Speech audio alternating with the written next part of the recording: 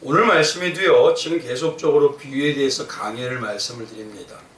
근데 오늘 말씀도 마찬가지로 이 말씀의 시작은 마태복음 12장의 마지막 후반부터 시작됩니다.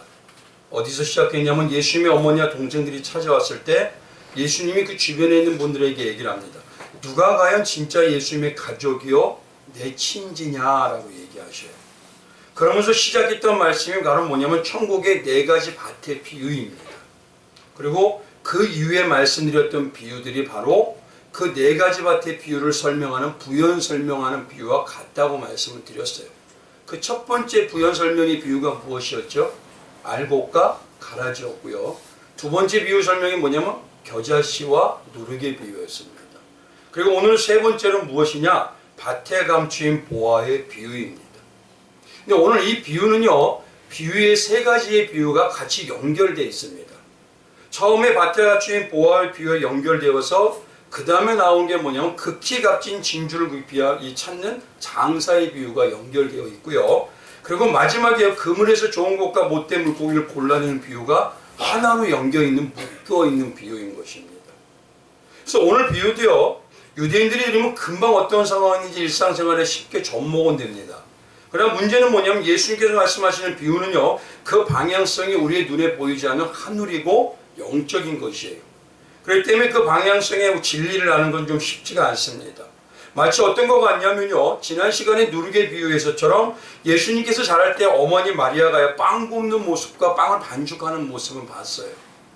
그렇게 쉽게 봤지만 그 내용의 진의는 뭐냐면은 영적으로 겨자씨 믿음이 바로 은혜의 믿음이고, 그것이 바로 온전한 산을 옮기는 믿음이 어떤 것인지를 우리에게 말씀하시는 깊이가 있는 내용들이라는 것입니다. 그래서 먼저 오늘 이 본문 말씀에요, 왜 예수님께서 밭에 감추인 보화를 이 세 번째 비유로 말씀하셨느냐, 그 말씀에 대한 배경을 먼저 잠시 말씀을 드리면, 고대의 중동인인 팔레스타인은요, 전쟁이 많았습니다. 특히 가나안 땅에는 전쟁이 많았어요. 그래서 그 집의 귀중품들을 어떻게 해야 되냐면 가정의 집에 숨길 수가 없습니다. 당시 집이 우리들이 지금 사는 것처럼 이렇게 좋은 집이 아니에요. 그냥 벽 하나 그냥 네 군데 딱 있고, 그 다음에 얼기설기 우리가 하나 있고, 그리고 끝입니다. 그런데 집에서요 무슨 귀중품을 숨긴다고 해봤자 그거는요, 도둑이나 누가 들어오면 금방 훔쳐가요. 그래서 대부분 어떻게 하냐면요, 숲에 들어가 나무 밑에 숨깁니다. 그리고 밭에 숨기는 경우가 많았습니다. 그 이유가 뭐냐면 말씀드린 대로 집에서 숨겨봤자 장소가 안 되니까, 또 당시에 뭐냐면 은행이라고 하는 것이 활성화되진 않았어요. 고리대금 업자라고 아시죠? 그것처럼 뭐냐면 맡기는 것보다 더 이자가 더 많아버립니다. 그러니까 쓸모가 없는 거예요. 그래서요, 이 보화를 땅에 묻은 것이 은행에 맡기는 것보다 더 낫더라는 것입니다. 도둑이 워낙 당시에는 많았고 먹기 살기가 힘들게 되니까 언제든지 도둑이 있을 수 있고, 길에서도 도둑이 넘쳐납니다. 바울이 한번 고백한 것 중에 그런 거 있죠. 강의 위험과 바다의 위험과 산의 위험과 동족의 위험과, 그건 뭐냐면 다 그예요. 산적과 해적과 나의 길 가는데 도적이 넘치고, 그런 모든 것을 감안해서도 성교에 힘썼다는 것입니다. 그만큼 넘쳤어요. 그래서 우리가 TV 등에서 보물을 찾는 이런 내용들의 어떤 것이나 유튜브를 보면요, 땅에서 항아리 같은 걸 찾는 경우가 있죠. 그것처럼 땅에 숨기는 경우가 많았습니다. 그런 경우가 심심치 않게 있었어요. 문제는 무엇이냐면요, 그 보물을 숨긴 주인이 이제 없으면 문제가 되는 겁니다. 예를 들어서 그 당시에는 의술이 발달하지 않았기 때문에 질병이 걸릴 수가 있습니다. 또 전쟁 때문에 갑자기 사망할 수가 있어요. 마을에 있는데요, 적군이나 아니면 가나안의 이방민족이 쳐들어와서 죽일 수가 있어요. 근데 그런 때는 뭐냐면 감춰놓은 보화는요, 어디다 감췄는지 이제 모르게 됩니다. 근데 대부분은 숲이나 이 밭은 알겠죠, 어느 정도요. 근데 이 보화를 발견하는 사람은요, 주인과 가까운 어떤 친척이 예를 들어서 경작하기 위해서 그 땅을, 이제 주인이 없으니까 경작하기 위해서 소작인이나 고용인을 고용합니다. 그래서 이 소작이나 고용인이 우연히 그 밭을 갈다가 발견하게 되는 거예요. 그럼 뭘 잘해서가 아닙니다. 우연히 뭐냐면 나 먹고 살기 위해서 발견하는 겁니다. 근데 그 발견하는 거를 온전히 내 보물을 합법적으로 만드는 방법은 밭을 사는 방법밖에 없어요. 그래서 밭을 사는 겁니다. 이렇게 당시에는요, 보화를 우연하게 발견하는 게 종종 있었어요. 그래서 유대인들은요, 이 예수님의 얘기를 딱 들으면 아, 그 얘기라는 걸 금방 압니다. 근데 예수님께서 말씀하시는 이 밭에 감추인 보화를 통해서 말씀하시는 영의 의미는요, 다른 게 아니라 뭐냐면 오늘 본문 말씀도 천국은 마치라고 하는 것처럼 천국의 하나님의 나라가 보화처럼 귀중하냐는 것이에요. 그리고 중요한 거는 이 보화처럼 귀중한 하나님의 나라가 우리가 뭘 잘해서 우리가 열심히 찾아서 무엇인가 발견하기 위해서 뒤져서 한 게 아니라 하나님이 정말 내가 원하지도 않고 알지도 못하는 그 순간에 나에게 주어졌다는 은혜를 얘기하는 겁니다. 이 말씀은. 이렇게 천국이 너에게 선물로 주어졌다는 걸 강조하기 위해서 먼저 이 비유를 얘기하시는 거예요. 너의 신앙은 너희가 찾은 게 아니라 하나님께서 찾아오신 거라는 겁니다. 기독교는 하나님께서 찾아오신 것이지 우리가 찾아간 게 아닙니다. 찾아갔다고 생각하는 건 종교고요. 하나님이 찾아오신 건 신앙입니다. 그리고 더 중요한 건 무엇이냐면요. 진짜 이런 보화를 발견하듯이요. 천국의 은혜를 찾는다면 우리에게서 어떤 모습이 나타나느냐? 우리의 삶의 모든 것과 내가 가치를 여기던 오직 세상의 그 모든 것을 천국보다 귀하게 여길 수가 없더라는 것이에요. 나에게 천국이 가장 귀하게 느껴지더라는 것입니다. 그 자가 어떤 자냐? 창세기에 구원받았던 성령의 인친자라는 거예요. 성령의 하나님의 백성 말고는 그렇게 느낄 수가 없다는 것이에요. 그래서 정말 성도는요, 오늘 찬양처럼 주 예수보다도 귀한 것이 없네. 근데 안타까운 거는 이분은 주 예수보다도 귀한 것이 없는데 예수님을 동원해서 세상의 것을 더 원합니다. 이거는 귀한 게 벌써 틀린 겁니다. 오늘 말씀하시는 성령의 인친자이고 하나님의 백성이라면 하나님의 나라인 천국, 하나님의 것, 예수와 그 모든 것이 세상에서 내가 보화를 귀하게 여기는 것만큼이라도 여기게 되어 있더라는 것이에요.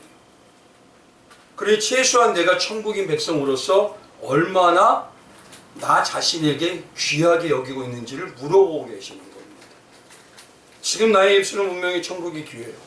근데 솔직히요, 올해의 삶을 가만히 보면 내 가족, 내 집, 내 직업, 내 사업, 내 자녀, 예수님보다 귀하다고 귀하게 여긴다고 자신할 수 있을까요? 그러니까 오늘 그걸 우리에게 분별하라고, 나 자신에게 스스로 질문해 보라고 오늘 주시는 말씀인 것입니다. 이런 의미를 가지고 오늘 특히 보면요, 태생의 성령 받은 알공인 성도라면 그 안에 이루어지는 가치관이 뭐냐면 순차적으로 이렇게 이루어질 거라는 소리예요.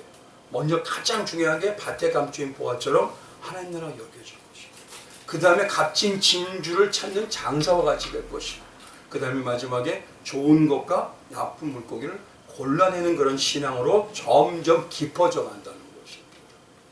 그래서 그 시작이 바로 밭에 감추인 보화라는 소리예요. 예를 하나 들면 이렇습니다.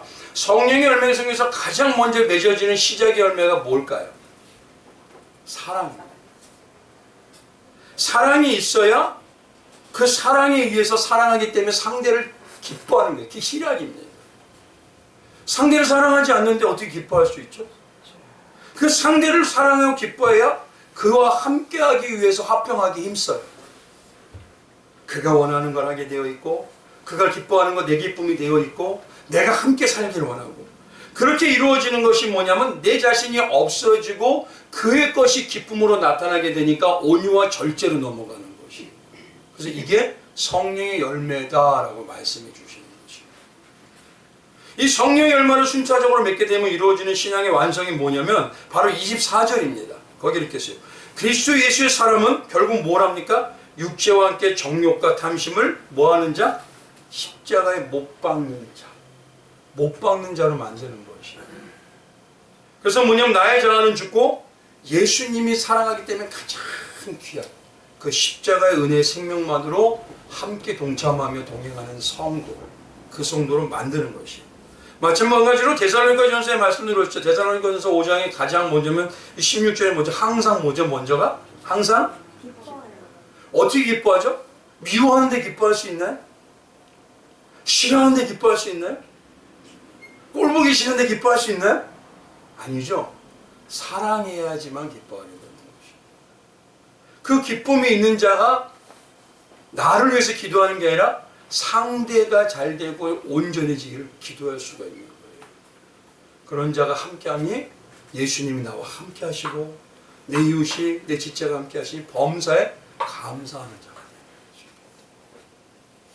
이렇게 뭐냐면요, 신앙에는요 분명히 이론적으로 말하는 건 순차적으로 우리가 맺어지는 깊이가 있습니다. 근데 중요한 거는 뭐냐면 이론적으로는 순차적으로 맺은다고 하더라도요 마치 어린아이가 장성해 가는 것처럼 이 영의 모습들은 우리에게 점점 알지도 못하는 가운데 장성함으로 이루어지게 되어 있는 것입니다. 그걸 통해서 내가 정말 예수님을 얼마나 귀한 자로, 귀하게 여기는 자로, 그 예수님이 얼마나 나에게 온전하게 함께 하시는 내 사랑하는 자인지 그 깊이를 알아가는 것이에요. 특히 오늘 본문 말씀에서 이런 의미를 알고 본문 말씀을 온전히 깨닫기 위해서는요 두 가지 의미를 정확하게 알아야 돼요. 여기 본문에는 두 가지가 정확히 알아야 되는 겁니다. 첫 번째 뭐냐면 이 사람에게 이 본문 한번 봐보십시오. 본문 한번 가보시면요 13장입니다. 44절. 우리 한번 요 44절 한 번만 같이 읽어볼까요? 이 부분만요. 우리 같이 읽어봅니다. 시작. 천국은 마치 밭에 감추인 보화와 같으니 사람이 이를 발견한 후 숨겨두고 기뻐하며 돌아가서 자기의 소유를 다 팔아 그 밭을 사느니라. 여기서 중요한 건 뭐냐면요 남은요 그게 보화로 보이지가 않는다는 거예요. 보화로 보이지가 않으니까 밭을 살 이유도 못 느끼는 겁니다. 그렇기 때문에 이 보화로 보이지 않고 뭐로 보일까요? 돌멩이로 보입니다. 그러니 그것을 취할 이유가 없는 겁니다. 근데 이 사람만큼은 하나님이 어떻게 해주셨기 때문에 그게 보화로 보여요. 그리고 지금까지 말씀드린 영의 의미를 가지고 지금 부연 설명한 비유의 영의 의미를 가지고 말씀은 이 사람은 태생이 틀린 성령 받은 알곡이기 때문에 하나님의 때가 되니까 보화로 보여졌다는 거죠. 그렇기 때문에 때라는 것은요 우리가 원한다고 기도 많이 한다고 우리의 뜻에 따라서 앞당기는 게 아닙니다. 하나님께서 창세전에 뜻하고 계획하신 대로 이루어 주시는 때라는 것이에요. 그때가 되면 우리가 기도하게 하여 주시고 우리가 기도하고 싶으면 소망이 더 깊어지게 해주시고 사랑으로 역사하는 믿음이 더욱더 단단해지고 깊어진다는 소리입니다. 그게 신본주의인 것이지 우리가 했기 때문에 하나님 응답해 주신다? 그건 종교예요. 하나님의 역사는 하나님의 때에 이루신다는 거예요. 그래서 성경에는요 전도서 3장에는 때에 대해서 말씀하시는 거예요. 1절부터 뭐라고 합니까? 범사에 기한이 있고 천하만사가 다 때가 있나니 하나님께서 날 때가 있고 죽을 때가 있고 심을 때가 있고 심은 것을 뽑을 때가 있어요. 죽일 때가 있고 치료할 때가 있으며 헐 때가 있고 세울 때가 있느니라. 하나님께서 모든 걸 만사로 다 지정해 주시며 어떻게 합니까? 세상의 모든 생사복뿐 아니라 우리의 마음도 하나님이 내 안에 들어와서 움직여 주시는 그 움직여 주심으로 내가 화답할 수 있게 만들어 가시는 것입니다. 그런데 자꾸 뭐냐면 기독교는 신본주의인 이 의미를 우리가 열심히 하면 응답해 주신다고 해요. 그건 내 마음대로 하나님은 움직일 수 있다는 소리네요. 성령이 내가 부르기만 하면 언제든지 온다는 소리네요. 근데 그렇게 얘기하는 분들이 은사자들이 되게 많습니다. 그리고 하나님의 때에 온전히 이루어지는 영적 핵심 중에 오늘 본문 말씀을 통해서 보면 한 가지가 뭐냐면 점점 하나님의 세계와 보화가 뚜렷하게 보이는 거예요. 처음에 이게 맞나? 이게 진짜 보화인가 생각하다가요 점점 보여지고 점점 들려지게 되니까 아 이게 최고의 보화였구나 라고 깨달아간다는 거죠. 그래서 성경에는요 예수님께서 말씀을 하실 때 가장 중요한 비유나 어떤 말씀하실 때는요 항상 말씀하신 시작이 있습니다. 귀 있는 자는 들을지어다. 그리고 그런즉 뭐합니까? 마태복음 25장 13절은요 깨어 있으라. 깨어 있다는 게 뭐냐면 눈을 떠라 이 소리입니다. 눈을 떠라. 육의 눈을 뜨라는 의미가 아니라 영의 눈을 뜨라는 거죠. 바로 예수 하나님께서 뭐냐면 성령의 인치심을 받은 성도는 반드시 영의 눈에 점점 뚜렷하게 띄어지게 만든다는 것입니다. 그래서 우리가 이걸 일면 뭐라면 영안이라고 하죠. 바로 이 사람이 부활로 발견됐다는 이 모습이 바로 영적으로 얘기하면요, 영안이 열렸다, 열려간다라는 소리입니다. 그러면 말씀드린 건 기독교에서 말하는 성경적인 영안은 무엇이냐는 거죠. 뭐 특이한 것만 보면 다 영안인가요? 항상 말씀을 드리죠. 특이한 건요, 세상에 점쟁이도 봅니다. 신내림 받았다고 하는 무당도 봅니다. 근데 그 정도를 가지고 기독교의 영안이 열렸다고 얘기하는 건 기독교를 유치하게 만들어버리는 거예요. 과연 그 정도가 전능하신 창조주 하나님께서 주시는 그 정도가 바로 영안이 열렸다는 것을만 규격시킬 수가 있냐는 거예요. 그럴 수가 없습니다. 그러면 성경에서 말하는 기독교의 영안이 열린다는 의미가 뭐냐는 거예요. 왜냐하면 오늘 본문 말씀에 보화로 보여진다는 게 영안이 열렸다는 거거든요. 두 번째는 뭐냐면요, 밭에서 찾은 보화가, 이 보화가 성경적으로 뭐냐는 거예요. 그냥 우리가 말하는 금은 보화? 그걸 찾으셔야 되는 겁니다. 근데 문제는 여전히 우리는 세상의 가치관으로 기준을 가지고요, 우리의 생각에 금, 은, 보석 등으로만 여겨요.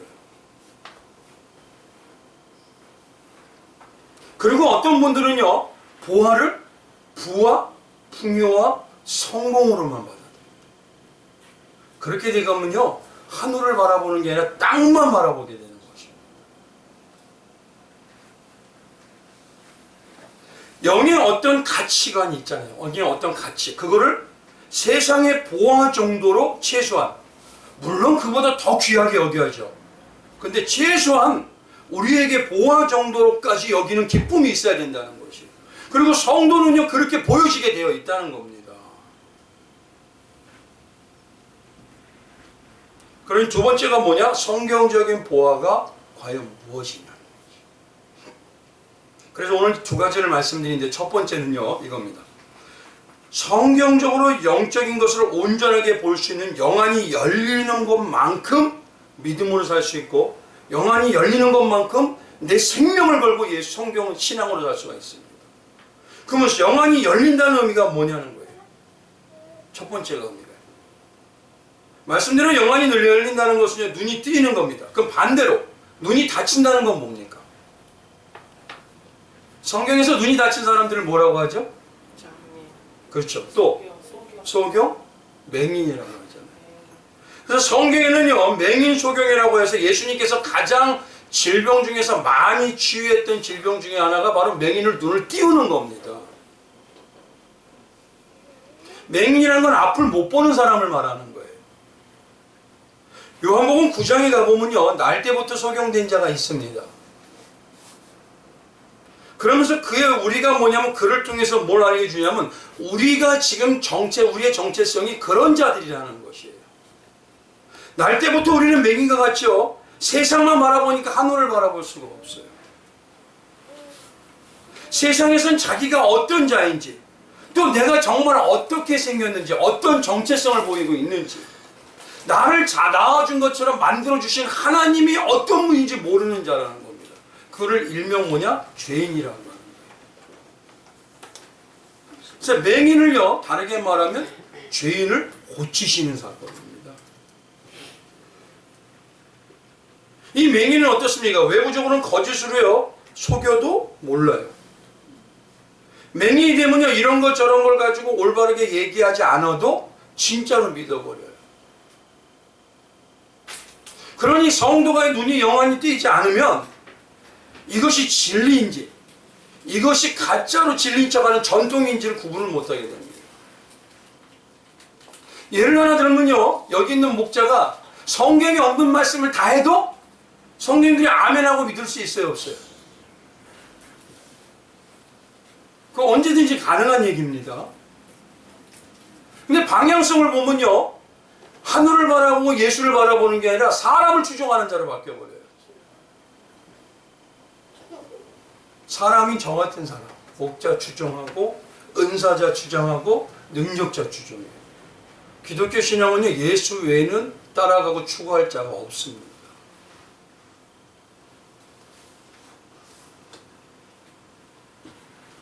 마찬가지로 인간이 우리는 태어나 스스로 도저히 아무것도 해결할 수가 없어요. 그걸 가지고 맹인이라고 비교해 주시는 겁니다. 그러니 우리는 언제든지 끄는 자에게 끌려다녀요. 그래서 우리가 하나님을 모를 땐 뭐죠? 마귀에 묶여서 끌려다닌다고 하죠.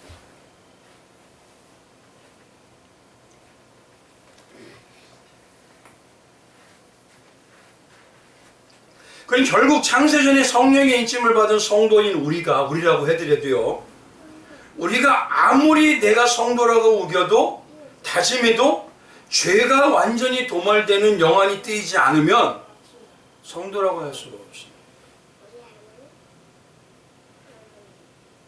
무엇이 올바른지 정말 온전한 중요한 걸 깨닫는 자들이 영안이 띈 성도인 것이에요.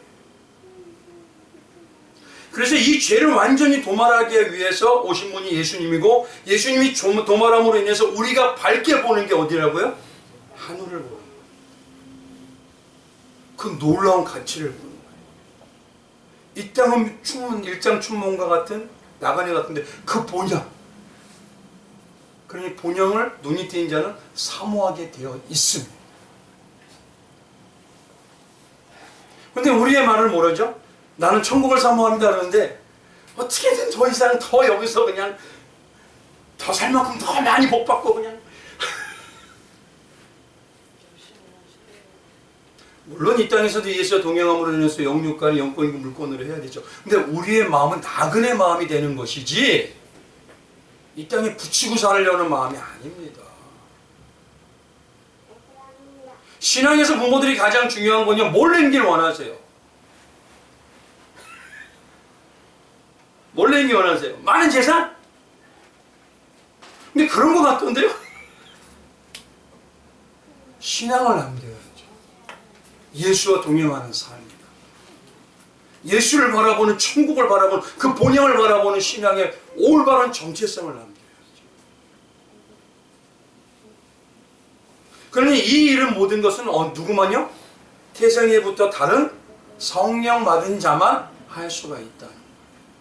그래서 오늘 말씀에 밭에 감춘 보화를 볼 수 있는 자는 하나님의 때가 되어서 열어준 창세전 택함 받은 성령 받은 자라는 의미라는 거죠.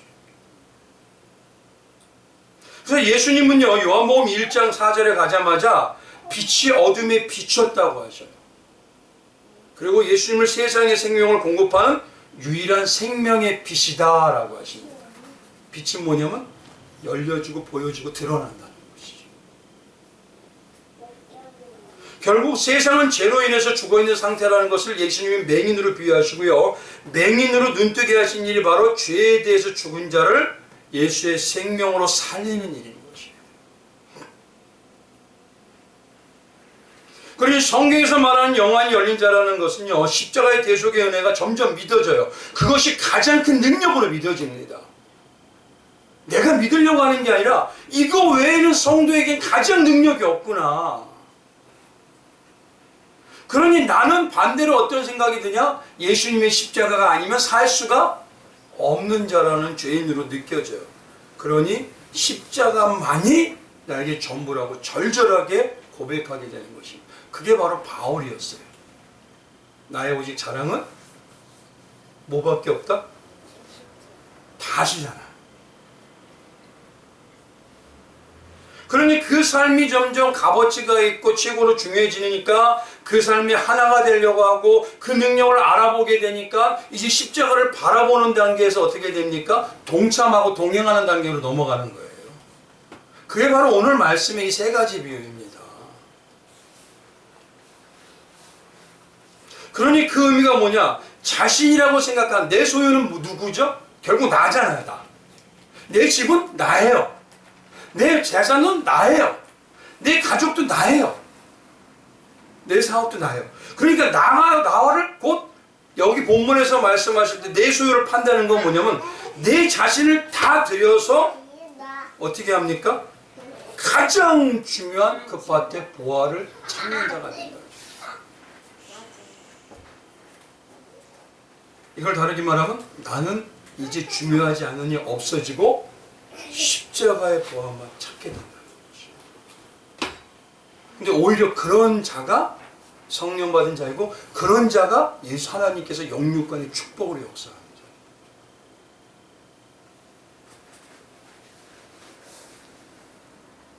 그럼 오늘 이 시간에 중요한 건요, 과연 영안이 어떻게 열리냐는 거지. 제가 항상 강조하는 말씀이 올바른 성경적인 영안이 열리는 방향이에요. 성도에게 이런 방향으로 열리는 것이 성령 받은 자로서 하나님이 저 성도에게 영적으로 정말 뜨인 자로서 능력자로 만들어가고 계시는구나. 그걸 우리가 유추해서 알 수 있다는 거죠. 어떤 분들은요, 영안이 말씀드려도 열린다고 하니까 귀신도 보고 천사도 보고 이상한 거 본다고 생각해요. 그건요, 성령께서 열어주는 아주 극히 한 부분입니다. 만약에 그렇게 열려지는 걸 그걸 본다면 그들은 일명 우리가 말할 때 은사자죠. 은사자들은 볼 수가 있어요. 그러면 오늘 본문 말씀에서 예수님이 말씀하시는 건요, 예수님의 양이고 예수님의 성도인 성도들은 영안이 열려요, 안 열려요? 열려야 된다는 것입니다. 만약에 은사자들만 열린다면요, 성경의 말씀이 예수님이 잘못하게 되는 것이에요. 성경에 한번 봐보죠. 내 양은 나를 알고 나는 그를 알고. 성도는 누구나 예수님을 알아서 예수님을 뚜렷하게 본다는 겁니다. 그럼 영안이 열리게 되어 있어요. 근데 이상한 존재를 보는 정도인 세상의 무당과 점쟁이만 가능하다면 차라리 교회에서 예수님을 찾기보다 무당 찾아가는 게 낫죠. 근데 그 정도를 가지고 우리에게 주셨던 놀라운 성령 역사라고 하는 게 아닙니다. 근데 안타까운 건 현재도요, 교회에 큰 게 어떤 분이 그러더라고요. 다니는데 나는 알아요. 우리 성도 누가 점쟁이 찾아와요. 참 깊이를 모르니까요. 그렇게 찾아요. 근데 한번 봐보십시오. 성도님들이 우리는 말할 때 무당이나 점쟁이는 잘못됐다 그랬죠. 근데 교회를 보면요, 예언하는 교회 찾아가야 안 찾아가요? 미래를 말아주는 은사가 강한 교회 찾아가야 안 찾아가요? 그럼 무당이나 점쟁이를 찾아가서 예언과 미래를 보려고 하는 거하고 뭐가 다르죠? 우리는 미래는 벌써 다 나와 있잖아요. 성도는 반드시 승리한다. 내 하나님 아버지는 전능하신 분이다. 절대 망하지 않는다. 현실의 시련과 고난이세요? 그건 망하는 게 아니라 승리하는 거로 가는 겁니다, 지금. 근데 진짜 믿어지는데 왜 코 빠뜨리고 있죠?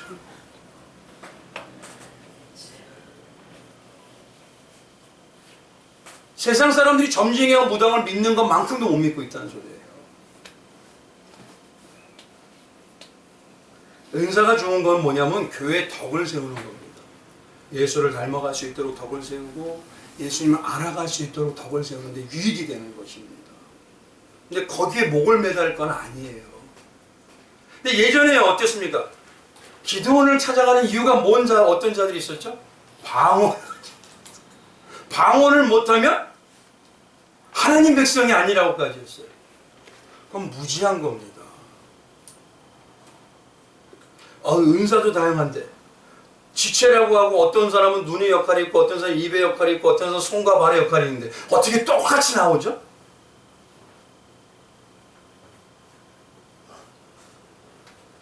그래서 오늘 이 시간에는요, 영안이 열린다는 이 모습이 오늘 보화를 본다는 게 그것이 때문에 영안이 열린다는 게 과연 뭐냐, 그거에 대해서 그 방향성에 대해서 말씀을 드리고 두 번째 보화로 넘어갈 겁니다. 첫 번째 이겁니다. 우리 신앙은 누구를 따라가고 누구를 닮아가는 걸까요? 예수님이죠. 바울 닮아가면 되죠. 베드로 닮아가면 되죠. 그들도 오직 예수밖에 없다고 했습니다. 그러면 우리가 영안이 열린다는 것은 다르게 말하면 예수님이 보시는 시각으로 변화된다는 거예요.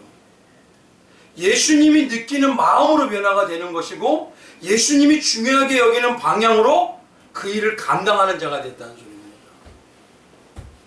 그래서 일명 예수와 하나 되는 자가 성도이고 그가 곧 영안이 열린 자로서 예수가 귀하게 여겨집니다.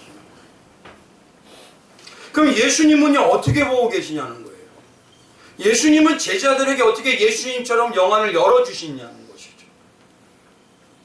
분명히 예수님은 제자들을 열어주실 거라고 주셨다고 하셨거든요. 그래서 항상 말씀드린 게요. 몇 번을 말씀을 드렸지만 오늘 이 말씀의 방향이 우리에게 가장 분별하기 쉬운 방향입니다. 바로 뭐냐면 누가복음 24장이죠. 누가복음 24장의 25절에 가보면 이렇습니다. 이르시되 미련한 현지자들이 말한 모든 것을 마음에 더디 믿는 자들이여 그리스도가 이런 고난을 받고 자기 영광에 들어가야 할 것이 아니냐 하시고 이게 모세의 모든 그 선지자의 글로 시작하여 모든 성경에 쓴 바 자기에 관한 것을 자세히 설명하시니라. 이 내용이 뭐냐면 예수님께서 십자가를 지시고 나니까요 그 십자가를 지시고 죽으셨어요. 그러니까요 그 제자들 중에 일부가 뭐냐면 모든 것이 망했다, 이제 틀렸다, 죽었는데 뭐. 그래서 그렇게 여기는 제자 중에 두 사람이 예루살렘에서 도망해서 엠마오로 내려가는 겁니다. 그런데 그 중간에 예수님이 만나서 대화를 하는 거예요.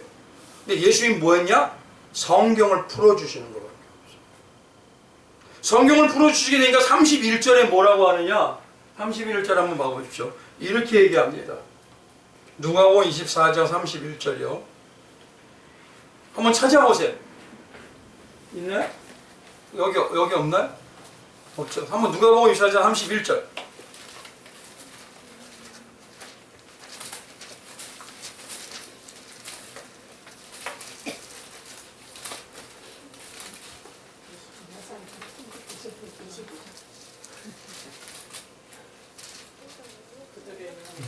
누가복음 24장 31절이요. 잘 보십시오. 선지자들의 미련함 많은 것을 마음에 더디 믿는 자리하고 예수님께서 뭐냐면 모세의 모든 글과 선지자 시작으로 모든 성경에 쓴 바를 가르쳐 주셨죠. 그런데 31절에 이들의 나타나는 반응이 무엇이냐? 31절입니다. 같이 한번 읽어볼게요. 시작. 그들의 눈이 밝아져 그인 줄 알아보더니 예수는 그들에게 보이지 아니하시는지라. 잘 보십시오. 성경을 풀어주니까 누구를 보게 돼요?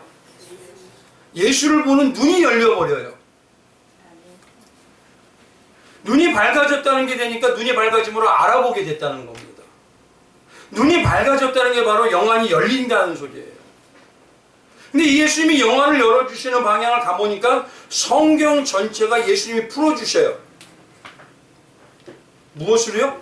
그리스도 예수의 고난과 영광에 대한 이야기로 풀어주셔요. 그러니까 첫 번째 우리에게 영안이 열리는 방향은요, 성경 전체가 예수님의 말씀으로 보여져야 되는 겁니다. 창세기를 봐도, 출애굽기를 봐도, 레위기를 봐도, 계시록을 봐도. 그래야 모든 말씀에는, 모든 역사에는 예수밖에 없구나, 이게 귀결이 되는 거예요.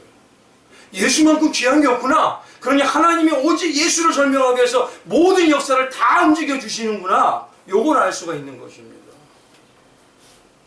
그게 바로 영안이 열리는 거예요.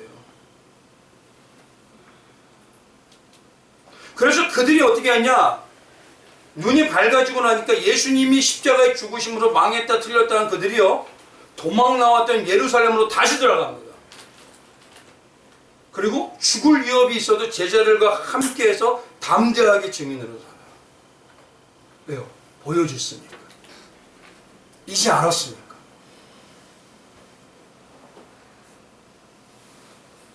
이렇게 눈이 열리게 되니까요, 진짜 대단하고 귀하게 여겨진 능력으로 알게 되니 사람에게 가장 중요한 게 뭐예요? 생명까지도 죽음을 초월하는 신앙이에요. 그게 기독교인들의 진짜 능력이에요. 그런 성도들은요, 세상에 감당할 수 없다. 그래서 예수님께서는 이 엠마오의 제자뿐만 아니라 한 번 더 강조하셔요. 그 뒷부분에 어떻게 하느냐? 예수님께서 반복적으로 11제자에게 나타나서 또 같은 말씀을 하셔요. 그게 44절입니다. 11제자에게 나타나서 이럽니다. 또 이르시되 내가 너희와 함께 있을 때 너에게 말한 바 곧 모세의 율법과 선지자의 글과 시편에 나를 가리켜 기록된 모든 것이 이루어져야 하려 한 말이 이것이라 하시고 이에 그들의 무엇을? 그래서요 영안이 일명 심한입니다. 마음으로 보는 자들이에요. 내 안에 내 마음에 누가 사시죠? 예수죠. 근데 이걸 우리는 신앙으로 얘기하면 삼위 하나님 중에 누구? 그러니까 마음으로 보는 자들은 성령의 인도를 받는 자들이라는 소리입니다. 내 눈에 보인다고 좋아 보여서 따라가는 게 아니에요. 성령의 인도를 받으니 먼저 질문을 해요. 성령님 오늘 어떻게 가야 돼요? 성령님 누구와 대화를 해야 돼요? 어떤 말을 해야 되죠? 이 대화를 다 주장해 주세요. 그 자가 영안이 열렸기 때문에 날마다 그 기도에 질문이 먼저 들어갑니다. 근데 우리는 질문하기보다 하나님 이것 주시고 저것 주시고 세상에 복 주시고 자식 잘 되게 살아계신다며요. 그럼 질문을 먼저 해야죠. 성령님 오늘 누구를 만나는데 어떤 말 할까요?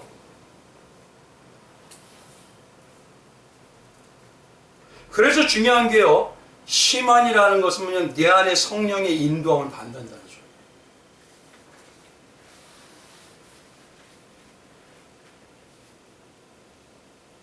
영안이 열리는 가장 중요한 방향이 뭡니까? 지금 예수님이 뭘 열어주셨어요? 말씀을 떠나서는 우리의 영안이 열려요? 닫혀요? 안 열립니다. 중요한 거 한번 볼게요. 교회만 잘 나온다? 영안이 열리나요? 세상에 취미로 사는 사람은 여기는 로타리 클럽이라고 있어요. 그 사람은 절대 안 빠집니다. 교회를 나오는 이유가 뭐예요? 말씀을 내 안에 지 신앙을 내 안에 가지기 위해서. 근데 교회는 열심히 나오는데 말씀이 없어요.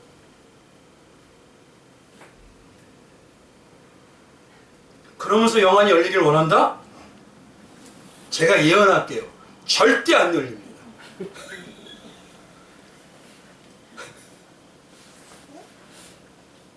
그래서 예수님은요 제자라고 하는 건 성도란 소리잖아요. 그렇죠? 성도에게는 뭘 열어주시냐면 벌써 말씀의 눈이 확 열리게 만들어주셔요. 그래서 말씀이 예수로 보여져야 그 다음에 이루어가는 게 어떻습니까? 예수로 모든 역사에 예수님이 있다면 우리의 삶의 역사에도 예수님이 작용하신다는 소리 아닙니까? 그러니 우리의 삶의 역사를 예수님이 가는 방향으로 예비해서 가는 자가 되는 거예요. 그 자가 승리하는 것입니다.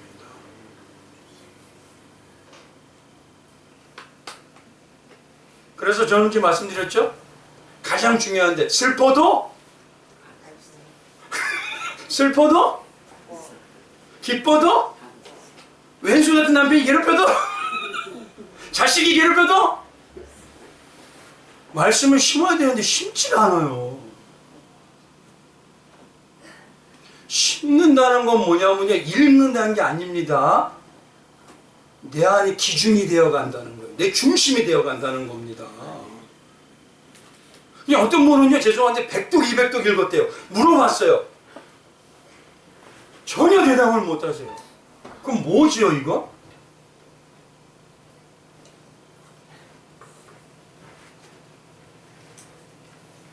그러니 정말 십자가의 영안이 열리게 되면요 예수님의 말씀과 예수님과 십자가가 완전하게 능력으로 느껴지니 그 십자가에 동참하는 성도가 되려고 해야 안 돼요.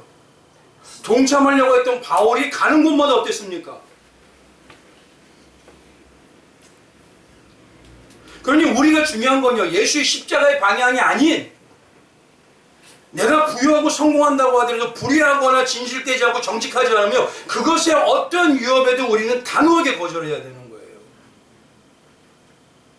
타협할 문제가 아닙니다. 이거는 진짜 예수의 사랑을 알고 예수의 은혜를 안다면요 예수님이 내가 사랑하면 싫어하는데 어떻게 그걸 따라갑니까? 그럴 때 단호하게 거절할 건 거절하고 예수님만의 모습으로 우리가 살아가기 위해서 예수의 십자가의 은혜만을 강조하고 그 삶이 추구하게 되는 게 바로 그리스도의 향기인 것이에요. 그리스도의 향기가 나는 자들은 영안이 열린 자들에게 나오는 것입니다. 그 영안이 열리게 되니까 어떻게 되죠? 이제 이 땅이 중요해져요? 잠시 세상에 내가 살면서 누구와 같이? 예수와 같이 항상 기뻐하다가 나그네 삶이 되는 게 당연한 겁니다. 근데 이상하게 기독교인데 여기 붙박이로 살려고 해요.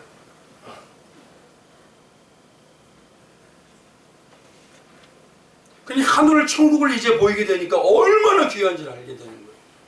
그거를 위해서 이 땅에서부터 천국의 삶을 준비하는 삶이 되는 거예요.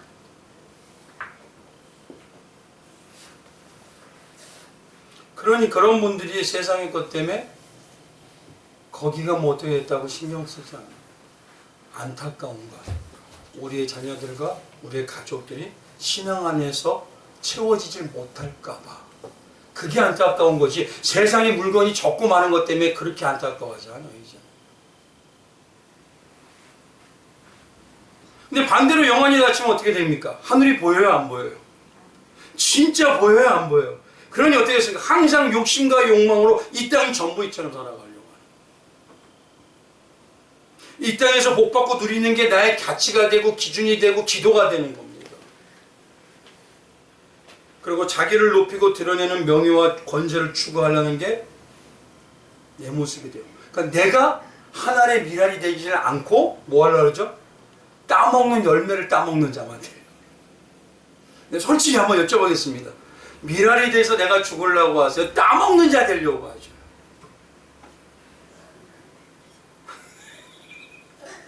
대답하지 마세요.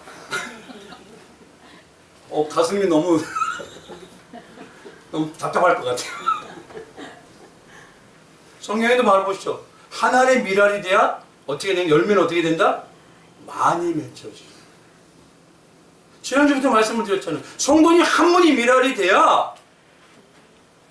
예전에는 참 안타까운 게요. 우리 어머니들 아버지들은요. 그런 삶으로 세상에서도 살았어요. 근데 이제는 안 그러더라고요. 그만큼 가치관이 변하고 있어요. 근데 기독교인들은 왜 거길 쫓아가죠?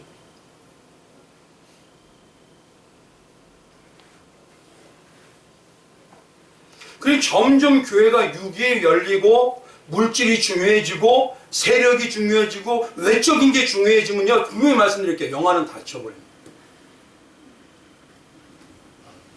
아주 정확하셔요, 이거. 그러니 한번 생각해 보십시오. 내가 하나님의 백성인 신실함으로 가장하기 위해서는 봐라. 교회가 이렇게 큰 게, 봐라. 물질이 이렇게 많은 게 하나님 축복 주고 나를 신실하다고 인정한 거 아니냐? 그렇게 된다면 초대교회 순교했던 성도들은 다 망한 건가요? 사도들은 다 망한 건가요? 아닙니다. 외적으로 주신 건 이 땅에서 하나님의 영광을 많이 나타내라고 주신 것 뿐이지 그걸 가지고 목적으로 살으라고 하신 건 아니에요. 그런데 안타까운 건요. 기독교 신앙을 시작하다가 점점 신앙의 횟수가 넘어갈 때 하나님 분명히 영육간의 축복을 주셔요. 근데 축복을 주셔서 내가 물질이 많아지고 삶이 좋아지면요. 이상하게 신앙이 점점 약해져 버려요. 이거 분별 잘 하셔야 됩니다. 그래서 오늘 아까 말씀드린 눈을 뜬 이 날때부터 소경된 자 맹인이 어떻습니까?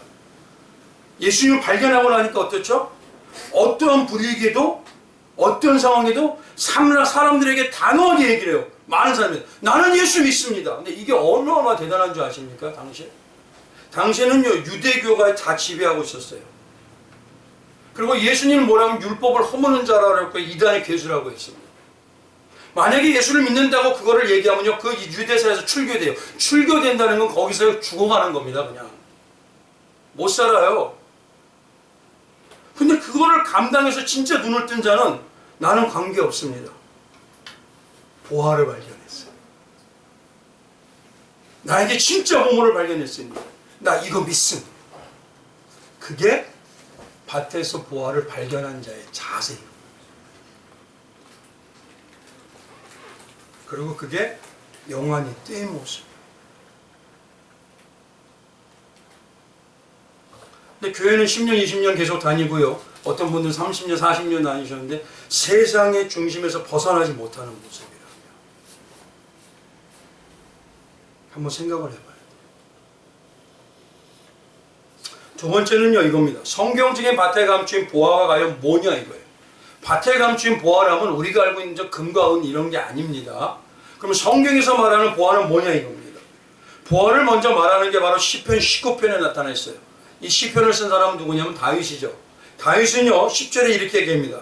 금 곧 많은 순금보다 더 사모할 것이며 꿀과 송이꿀보다 더 달도다. 뭐가? 그렇죠. 우리 성도님에게 있는 가장 큰 보물이 이거예요? 집이에요. 이거예요? 금가락지인가? 보석가락지예요. 어떤 거예요?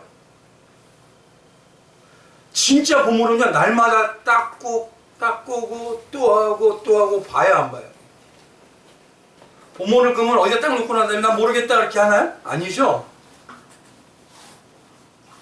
그럼 최소한 말씀이 보물 정도로 여겨주시나요? 그게 바로 성령 받은 성도라니까요. 영안이 열린 성도는요, 그만큼 말씀이 가장 귀한 보물로 여겨져요. 왜요? 거기서 최고의 능력인 예수와 십자가를 만나기 때문에. 그런데 여기서 보화를 그냥 우리가 막연하게 얘기하지 말고 이 내용이 어디와 연결되냐면 처음에 네 가지 밭에서 뭐죠? 옥토밭과 연결되는 말씀이죠. 그럼 옥토밭과 연결되는 이 네 가지 집에서 농부가 뿌리는 게 과연 뭐냐 이거예요. 뿌리는 게. 뭔가를 농부가 뿌리잖아요. 근데 그건 어떤 사람에게 돌멩이지만 어떤 사람에게 보화로 여겨지잖아요. 뿌리는 게 뭐냐 이거예요. 그게 1,8절입니다. 마태복음 13장 1,8절. 한번 같이 읽어볼까요? 이렇게 마태복음 14장 본문 말씀에 보면 1,8절이요. 한번 같이 읽어봅니다. 시작. 그런즉 씨 뿌리는 비유를 들으라. 근데 이 씨 뿌리는 비유를 하는데 씨는 뭐라고 얘기하시죠? 말씀이라고 얘기하시나요? 그러니까 밭에 뿌려지고 심겨진 말씀입니다.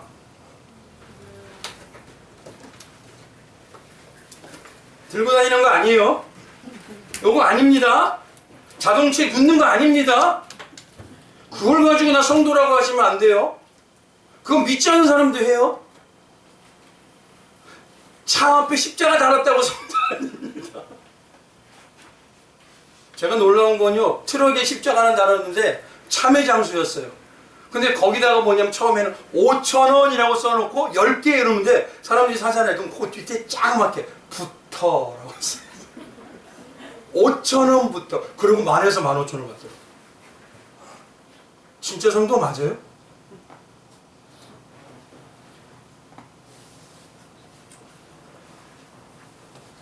밭에 뿌려진 말씀이에요.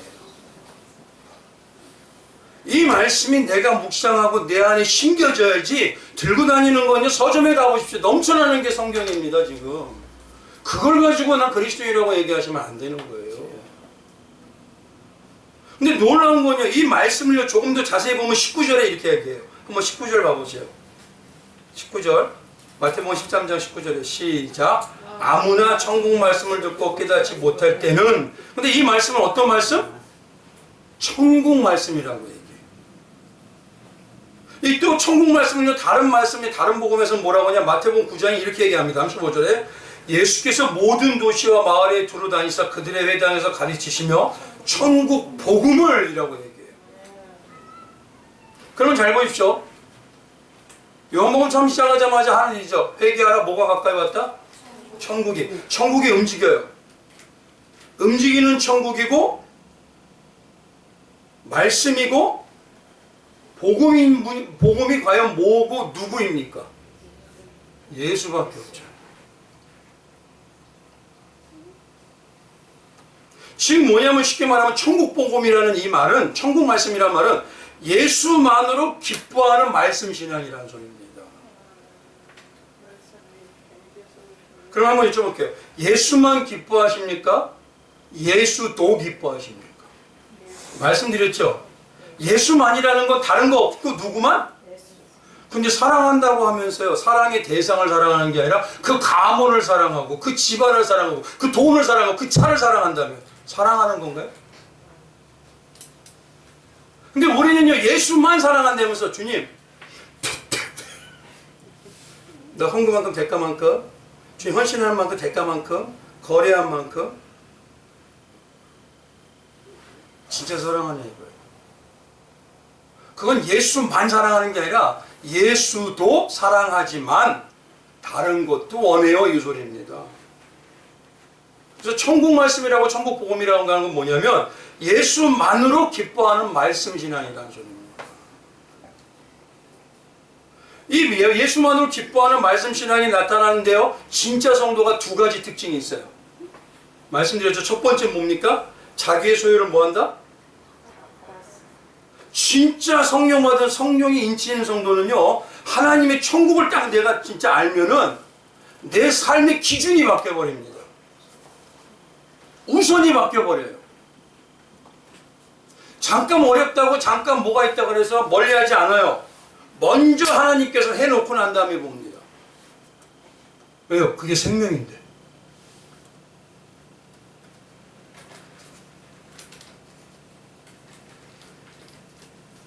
자유 소유를 다 판다는 말을요, 신앙으로 얘기하면 뭐냐면 내 거는 다 버린다는 소리예요. 그렇죠?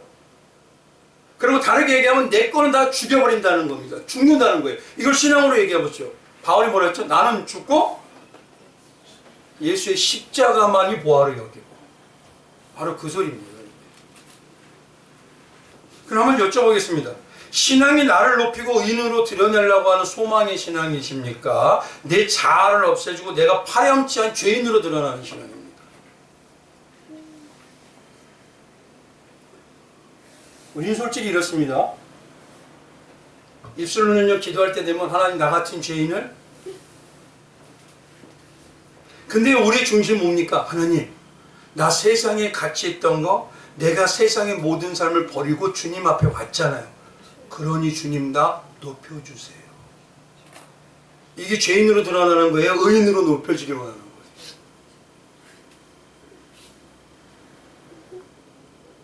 십자가가 중요해지려면요, 나는 아무것도 할 수 없는 자로 드러나야 된다니까요. 그래야지 십자가가 중요해지는 겁니다. 그 교회 안에 들어와 보면 어떻습니까? 금식 누가 하게 하신 거예요? 근데 금식하면은 신령한 자가 되버려요. 나의 평안을 버리고 새벽에 기도하고 금요철에 나와서 기도하면 나는 진짜 영적인 사람이 되버려요. 누가 하신 거예요? 그런 기도와 그런 새벽 기도와 금요일 중에서 하나님 은혜 없으면 나는 살 수 없습니다. 나는 하나님 아무것도 할 수 없는 죄인입니다. 이게 드러나야 되는데 오히려 뭐냐면 그런 걸 가지고 내가 의로운 자는 높여져 버려요. 그거는요, 죄인으로 드러나지 않습니다. 내 자아가 죽는 거 아닙니다.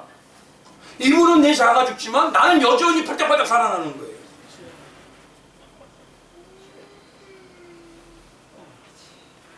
근데 그런 기독교 성도님들, 저는요, 정말 이제 아까 속된 말씀, 천지 빽깔로 봤습니다.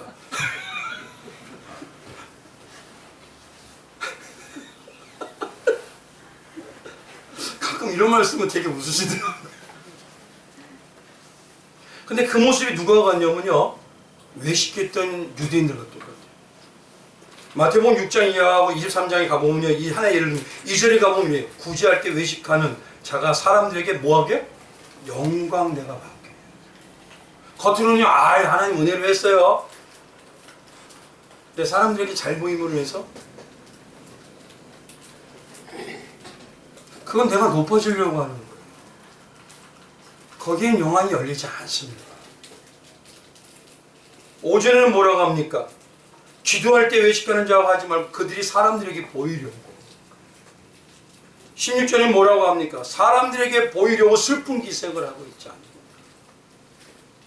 그럼 결국 뭐냐면 내가 죄인으로서 내가 아무것도 할 수 없는 자로서 하나님 난 예수 십자가밖에 없네 이게 붙드는 게 아니라 나 이렇게 의롭게 정말 영적으로 거룩한 가난한 자로 살았잖아요.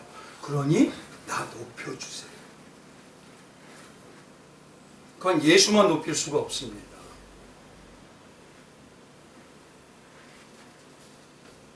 진짜 예수만 높이는 자는 어떻게 되는 줄 아세요? 빌립보 3장에 가보면 이렇게 얘기해요.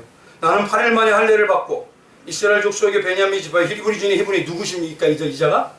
바울이죠. 근데 이가 말하는 게 뭐냐면 7절에 있게요. 그러나 무엇인지 내게 유익하던 자기가 영적으로도 자기가 신앙적으로 대단히 이걸 쉽게 말하면 이겁니다. 우리 집안은요 기독교 가문이 몇 대인 줄 아세요? 우리 집안은요 장로님이 몇 명인 줄 아세요? 권사님 몇 명이고 목사님 몇 명인 줄 아세요? 근데 바울은 이 모든 걸 뭐냐면 7절에 그러나 무엇이 내게 유익하던 것을 내가 그리스도를 위해서 다 뭐로 여기더라? 그리고 8절은 뭐라고 해로 여긴다는 걸 뭐라고 그래요? 배설물로.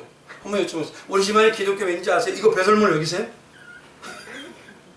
우리 집안에 장로가 권사가 목사가 몇 명이자 배설물 여기세요? 나는 그게 자랑하는 게 중요한 게 아니에요. 그런 자랑을 내가 사람 자랑하다가 예수님과 떨어지면 나는 아무것도 아니게 돼버리는데요.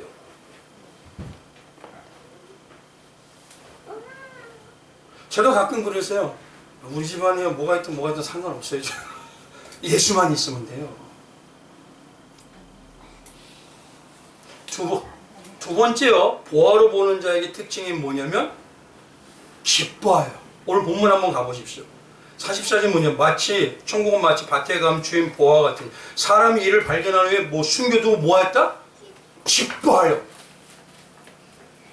그래서 데살로니가 전서 5장에 있다 하나님의 뜻이 뭐냐면 먼저 시작이 항상 기뻐하라죠. 빌립보서에 있는 빌립보서도요 주제가 뭐냐면 기뻐하라 주 안에서 기뻐하라 이게 시작입니다. 예수님 기뻐하세요? 복음 들으면 기뻐하세요? 내 마음에 감동과 감격이 넘치세요 지금? 아니면 냉랭하세요? 예전에 내가 주님을 만날 때보다 그 초심이 많이 없어져서 이제는 은혜를 들어도 뭐 다 아는 사실. 근데 그 죽은 사람이 내 형제이고 내 딸이고 내 부모라면 잊어버려지나요? 10년이 들어도 생각하면 눈에서 눈물이 주르. 20년이 들어도 20년 전에 생각하면 눈물이 주르. 저희 아버님은 이제 97세시거든요. 북에 두고 온 어머니 형을 생각하면 지금도 몇 년 되셨을까요? 7, 80년이 됐는데 근데 예수님은 나를 위해서 죽으셨어요. 근데 그 은혜를 받는 우리가 십자가 얘기를 듣는데 이제는 냉랭해요. 아, 다 아는 건데요 뭐. 예수님 목사님 그런 거 말고 세상에 못 받는 얘기지.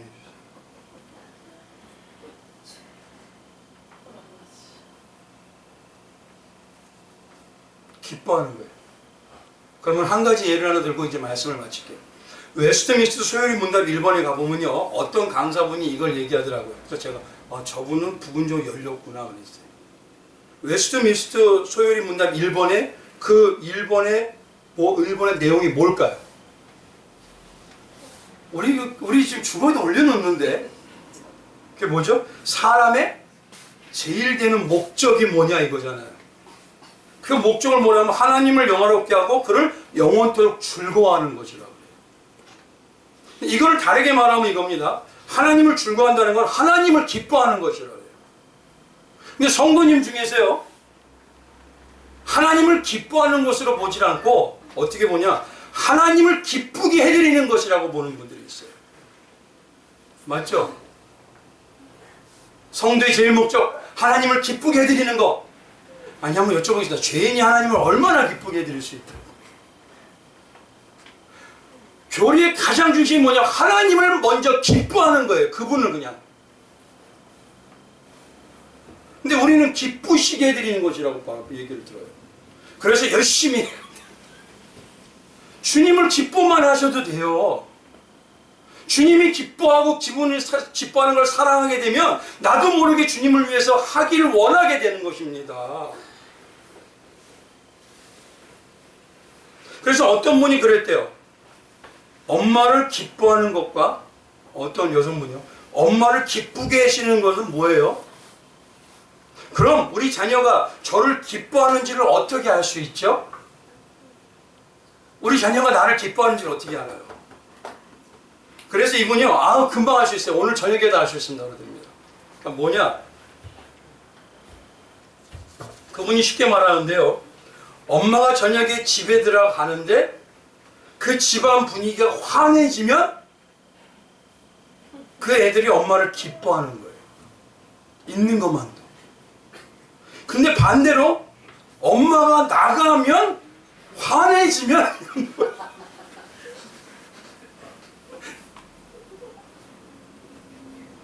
나가서 다른 거 하면 아 이거 지 편해졌다 이게. 근데 죄송하지만요 성도들이요 기뻐하시는 것에 중독돼 살아요. 한번 여쭤보겠습니다. 하나님이 나와 사시는 게 기쁨입니까 부담입니까? 한번 진짜 물어볼게요. 그걸요 우리 이론적으로 하지 말고 우리 성도님 집에 제가 산다고 생각해 보세요. 기쁨이에요 부담이에요? 기뻐하는 거 맞아요? 아니 솔직히 맞춰보세요. 하나님이 나를 바라보고 말씀으로 날마다 얘기하는 게 기쁨이에요 부담이에요? 잔소리로 느끼세요? 하나님은 좋아요. 아우 주여. 우리는 기뻐하시는 것에 중독돼 있다니까요 지금. 하나님은 자체가 영광 받으시는 분이에요. 그분이 내 아버지고 그분이 내 신랑이에요. 그럼 기뻐해야죠. 함께하는 게 즐거워야죠. 우리가 나만 바라보는 게 잔소리 이렇게 하고 아 사랑하는 내 신랑은 나만 바라봐. 여기에 사랑하고 기뻐하는 게 나와 함께 해서 아 내 신랑은 나와 함께 맨날 다니기를 원해. 오늘도 차 나와 함께 타기를 원하고 오늘도 길에서 물건 사는데 나와 함께 하기를 원하고 어디 미용실을 가는 것도 나와 함께 하기를 원하고.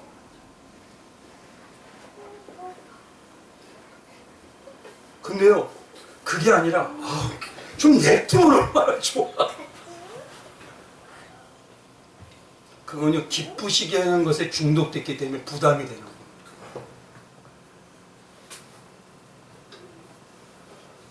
주님은 먼저 하는 게 항상 기뻐하라. 기뻐하라. 주 안에서 기뻐하라. 그건 사랑하는 자만 이룰 수가 있어요. 말씀 마칩니다. 주님은요 유일한 보화이셔요. 그 보화를 부담으로 여기세요. 보고 기뻐하세요. 분별을 딱 해보시면 됩니다.